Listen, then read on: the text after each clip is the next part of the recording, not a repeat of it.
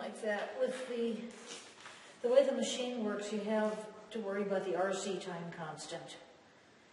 And that with all of the kinetrons had basically no forward resistance, so the resistance was very small, and the machine could get up the voltage very quickly. But when you put these solid state diodes in, they have a lot of forward resistance. That increases the RC time constant. The machine got to 300 kilovolts with the input transformer running flat out. Okay. With all the solid state diodes. But by replacing the first diode with the vacuum tube, then that allowed you to go to higher voltages. Okay. And to not run the transformer so hard, because that decreased the overall resistance of the machine. The machine has 3 voltage doubling stages, and that diode's the first one. Okay. So each stage requires 2 diodes. Were you here when they tried running with and without the ripple stack? Yeah, it didn't work real well. Well, they put it in there for a reason. Rusty took that out and put it back all by himself, too. God. No kidding. You mean he physically moved He it? physically got the hoist out and unstacked it and restacked it by himself, but he shouldn't have done that. And those big capacitors are not light. No. But running without the ripple stack, the voltage just isn't very steady, because that's what the ripple stack is for, is to steady it out. So if you want to do physics, yeah, leave it in. Yeah.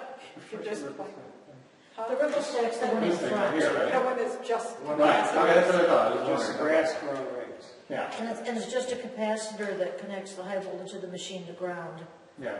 And its function is to Filter and make it smooth. filter it and make the voltage smooth. Yeah. Okay, I remember that. And I guess the machine didn't have that originally. Oh.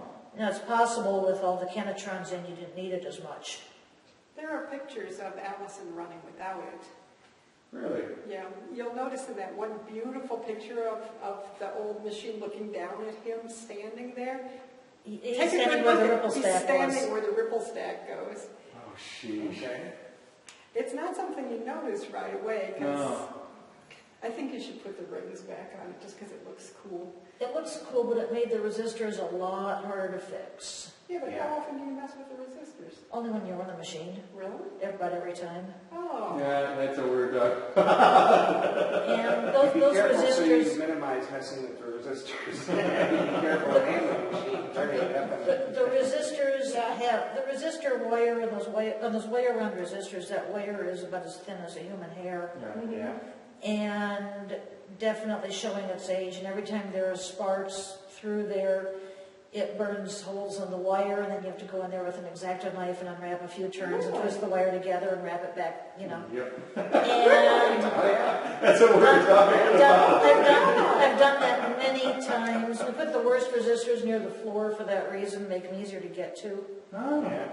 My God. Is there any other You got real good at repairing resistors. And that skill that I developed handling wire finer than a hair really helped me at Fermilab when I was fixing wires in proportional wire chambers, Yep. which were 10-micron wires. Now you see them, now you don't. Oh, goodness. Holy Yeah, gold-plated tungsten at Fermilab.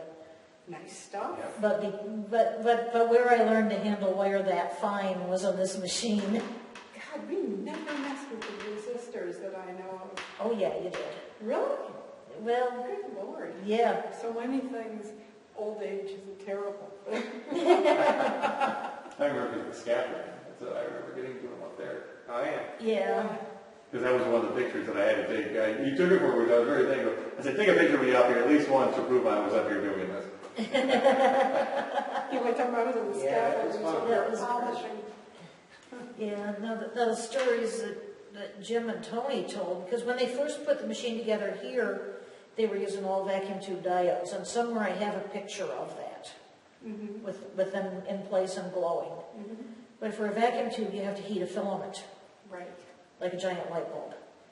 And to heat the filament, you can't just plug them into the wall because the voltage on the machine is thousands of volts higher than the wall. So they had leather belts, which were somewhat insulating, and motor generators. They'd motor at the foot of the stack, and then generators in the stack, and that's that little wire window up there. And the generators are still in And there. the generators are still in there. And the motor will go down here, and one will down there. And they'd run those filaments, but they got some high voltage off of just the leather belts because you were getting some Van de Graaff action. I was wondering about that. Yeah, they did. So when Allison had that picture with the tubes running, he was standing near the machine. There wasn't enough voltage to get him at that point, so the tubes were running, but the machine's high voltage wasn't But on. I was talking, stay there. Well, there long wouldn't have enough. been if the machine's There's full, no high high voltage. voltage, there's no There wouldn't have been X-rays. X-rays if there was no high voltage. Yeah. Oh, right, it's just the filaments. It's just the Right. filaments lit up. Okay, there you have your answer. Yeah. Right, but when the machine was on, there would be X-rays off the Kenetrons, and there'd be X-rays off the flight tube. So the floor in the experimental area has a 1/4 inch of lead on it, That's why under the floor door's so tile. heavy. Yeah, I remember that. and then the wall between the flight tube and the machine has about a 1/4 inch of lead in it. And at 300 kilovolts, that's plenty enough to stop those X-rays. So then we still had a few off the beam, but we just walked around it and ducked under it. That was pretty narrow zone. Were you here the day that my mom and her friend brought a busload of kids from Michigan over here? We got a quick tour of Argonne, and then they came here, and they brought corn seeds with them. We taped them to the straight-on flight. No, I missed that day. I wasn't here for that Well, one. somebody had to be here because we ran the machine for them, and I didn't ever operate You it. take it on the other side of the glass of the port when it was shooting. I don't know if it ever did. Yeah, I was going to say, I know, but still, it's funny. No, I don't know. I don't know who it would have been. No, it's probably Volk or somebody, because that was the era. But Yeah, maybe. I just, It's the old kid, irradiate it and see if it grows all weird, and it generally doesn't. no, or it doesn't grow at all because you made it so weird. Well, remember when the space shuttle Those had all are the those space tomato seeds? Yeah. Well, my dad attended a preacher meeting at the college, and the biology professor was talking about the space tomatoes, and he had grown some in the greenhouse at the science center from seeds from the space shuttle. So each of the preachers asked for a tomato, and they were given a tomato.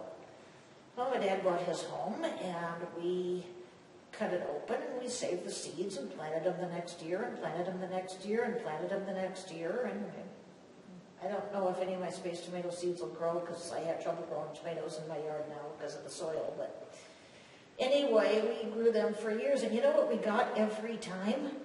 Yeah. Tomatoes. And it So was, much for that. and it was California Rutgers variety, and they were, at least the first couple of years, they were so tasty. Oh, well, that's one. They were very, very nice tomatoes, except then after a while they dehybridized, and they sort of like got smaller, and probably went back to one of the wild types. But after being in space all the time, you plant tomato seeds, you get tomatoes. Go figure. Because those came back when I was in school. That was one of the running jokes about that. Because there was something happened, because after Challenger, that they were up there longer than they were supposed to be. Oh yeah, it was. So a lot of people who had signed up for the program forgot them. I'm like, so that's got all these extras. Like, here, you want them, you want them, you want them. I didn't even think I got some of them. I think my mom planted them. I'm not kidding. In our backyard. Yeah, they were, well, it was the LDEF satellite, a long duration exposure facility, and the idea was to expose lots of materials and stuff to the space Oh environment. yeah, see what happened for London's trips. And it was supposed to be a 1 year or 2 year mission, and so the shuttle put the satellite in orbit and then was supposed to fetch it back, but the Challenger blew up, so the LDEF was in orbit for about 7 years. Yeah. And the packets of tomato seeds, well, it turns out that the ones that have been in space actually grew better than the original set of tomato seeds that was kept in a warehouse on the ground all that time. That is funny. And I don't know if it's because they were frozen or what, but Yeah. yeah. I didn't know that they compared them. Yeah, they had a control set in a warehouse on the ground. A red light on front for Yeah. Anyway, in case we're still taping, 2 people have joined us. This is Dr. Vickie Frohne, who's kept this place running for many, many, many decades. Don't say it. Yes, decades. If there were any person who is the savior of this place, it's Vickie, because without her, nothing would still be here today, I swear. That's true. And Ken Hartman, from when I saw you running the machine in '87, we had it on tape. Yes. Who is that kid? But he's very well trained. He's carrying a logbook around with him, and he has one hand in his back pocket at all times. Did you come here when you were still in high school? No, ma'am. No, that's right. You were. I didn't even know this place was here until I joined SPS, Society of Physics Students, my first year, and Dan Heffer said, yeah, well, we got an accelerator. Let's see if we can get Vickie to make some lightning for us. That's all I had to hear. I'm in. And of course, it wasn't running at the time, so we came over here, and it's like, oh, this is just too cool. Yeah, well, Ken and I visited your house, and you had this very impressive Tesla coil you had made, and this very impressive little home laboratory. Yeah. So Doing chemistry too. Who did do the Jacob's ladder? Yeah, the one on top of the console, yeah, I built that. Oh, that's you. That was you. Yeah, it's the only accelerator in the world with an atmosphere switch. Yeah. Yes. You did that for the run on the videotape. And the box to kind of fugue in D minor. And the atmosphere switch. That's right. Yeah. Oh man. Yeah. When I was a student, we didn't play music much when we were running, because especially if we wanted to hear the first sparks. But any other time, Tony had this set of PDQ records. If we make this into a video documentary, Peter that's the Schickele, background.